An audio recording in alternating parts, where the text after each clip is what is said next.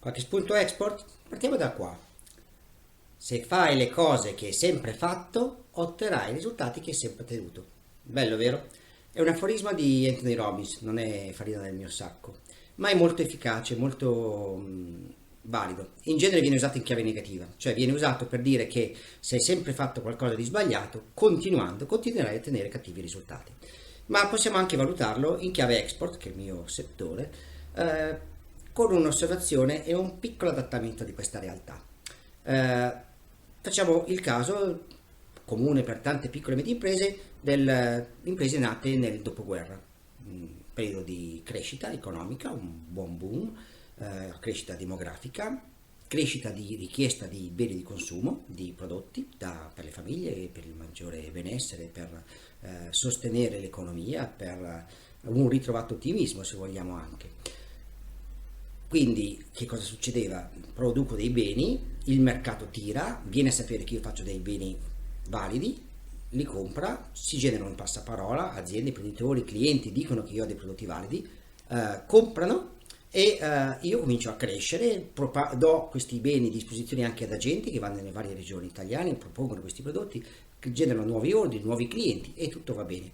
Tutto va bene fino a un certo punto.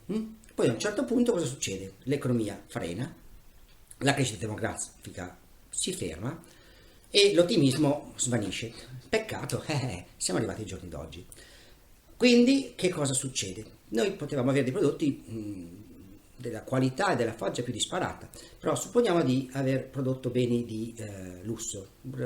Ora, il nostro target, la fascia di clienti che compra quel tipo di beni si è andata notevolmente riducendo in Italia. Quindi il nostro target, il nostro numero di clienti potenziali si è andato riducendo. Vale la stessa cosa anche in Europa? No, nel senso che se usiamo lo stesso target, su chiave europea il bacino di utenza è anche superiore rispetto a quello che avremo solo in Italia. Se andiamo su scala mondiale, ancora più grande.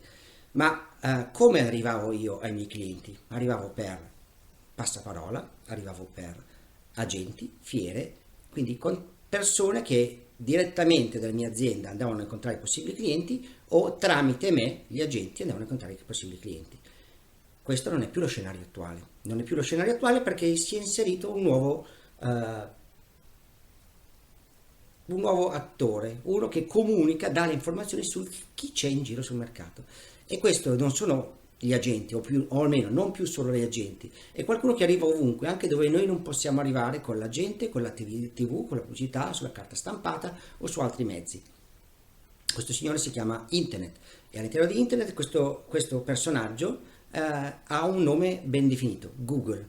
Oggi questo strumento, perché di tutti gli effetti è uno strumento che utilizziamo tutti quotidianamente, Google lo utilizziamo, ci permette di trovare scarpe, abiti, vestiti, informazioni, news, ma anche beni molto di lusso, molto costosi come case, auto, crociere, viaggi.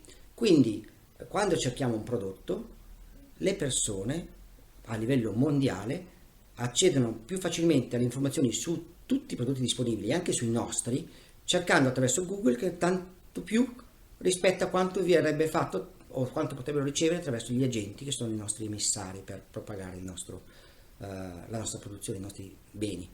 Quindi il messaggio di oggi è: se non teniamo presente del fatto che c'è una rivoluzione digitale in corso, non ne teniamo conto, in realtà ci giochiamo una fetta di possibili clienti. È una cosa da fare?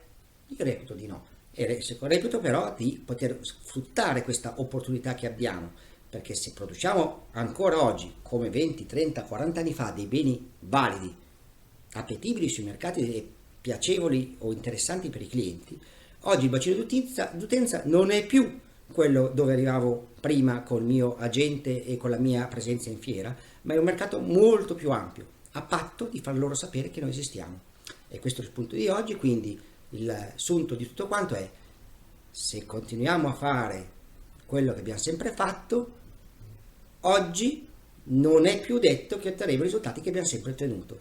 Quindi aggiungiamo qualche piccolo tassello a questo detto in chiave export e adattiamolo, considerando che è bene agire, modificare, rinnovarsi.